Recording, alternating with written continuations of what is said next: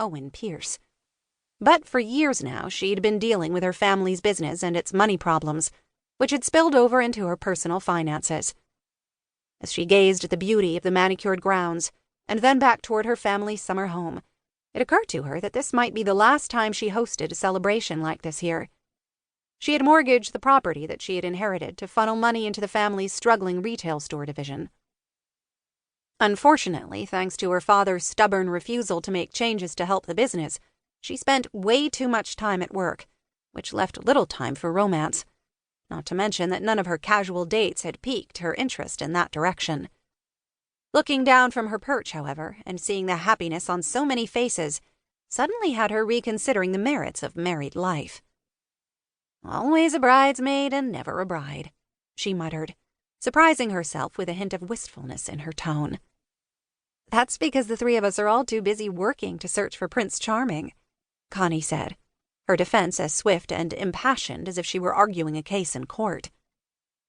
"Who even believes in that fairy tale crap?" Emma's gaze grew distracted, and she rose from her chair. "Excuse me for a moment. Carlo needs to see me about something." Emma rushed off to the side of the dance floor where her caterer extraordinaire, Carlo da Costa, raked a hand through his thick brown hair in clear frustration. He wore a pristine white chef's jacket and pants that enhanced his dark good looks. Emma laid a hand on Carlos's forearm and leaned close to speak to him, apparently trying to resolve a problem. "She doesn't believe in fairy tales, but her Prince Charming is standing right in front of her," Connie said with a sad shake of her head. Maggie took another sip of her champagne and viewed the interaction between Carlo and Emma. Definitely major sparkage going on, she thought. "You're totally right," she said with an assertive nod. Connie smiled like the proverbial cat, her exotic green-gold eyes gleaming with mischief. "That's why you hired me to represent your company as soon as I finished law school. Nothing gets past me." "Really? So what else do you think you've seen tonight?" Raising her glass, her friend gestured toward the right of the mansion's great lawn, where some of the fraternity brothers from their alma mater had gathered. One of the men slowly turned to sneak a peek at them.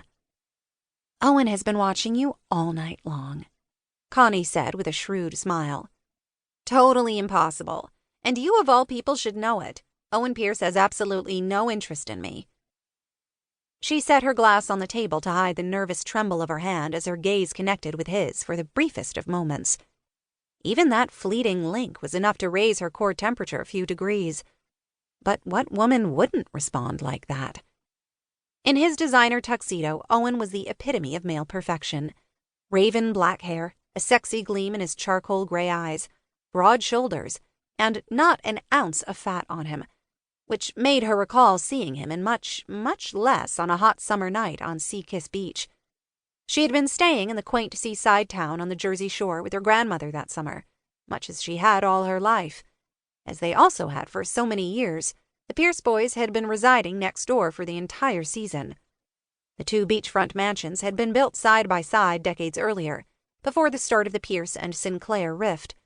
The cost of waterfront real estate had escalated so drastically since their construction that neither family was willing to sell their beloved home to put some distance between the warring clans. Well, make that the warring fathers, because as far as Maggie was concerned, she had no beef with Owen. They had played together down on the beach as kids. She couldn't count the many sandcastles they'd built or the time they'd spent out in the surf. But after her mother had died, things had changed, and the carefree spirit of those halcyon days had disappeared. The Pierce boys had stopped coming down to the shore for the next few years, and combined with the loss of her mom, it had created an emptiness inside her that hadn't really gone away. By the time the Pierce brothers returned years later, the feud had gotten worse, and Owen and Jonathan had been instructed to stay away. But an ill-timed and half-drunk kiss with Owen on a moonlit summer night had proved that staying away was impossible. It had also helped the emptiness recede for a bit.